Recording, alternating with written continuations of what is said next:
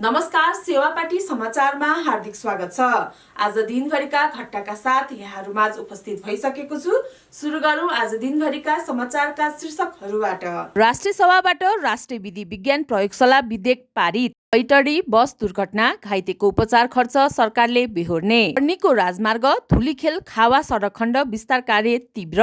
राजनीतिक विकास र समृद्धिका लागि हुनुपर्छ हिसिङ। पाकिस्तानको राजधानी इस्लामाबादमा विस्फोट, 30 जनाको मृत्यु। नेपाल कम्युनिस्ट पार्टी सबैभन्दा नयाँ हो प्रचण्ड। निर्वाचन आयोगले पर्साईलाई निगरानी गर्न भन्यो, साइबर ब्युरोले पक्राउ गर्यो। निर्वाचनका लागि स्वैच्छिक सहयोग लिन पाइन्छ, चन्दा उठाउन पाइँदैन निर्वाचन आयोग। 10औं संस्करणको टी20 विश्वकप भोलिदेखि सुरु हुँदै। समानुपातिक बन्द सूची, युवामा महिला र पुरुषमा पौड उम्मेद्वार हेरे। फागुन 21 को चुनावलाई मौसमले असर गर्दैन निर्वाचन आयोग। एमाले अध्यक्ष ओली झापामा। दर्शकबिन, तपाईहरुलाई आजको समाचार कस्तो लाग्यो त? यस्तै ताजा समाचारका लागि हाम्रो च्यानललाई लाइक, कमेन्ट गर्नुहोला।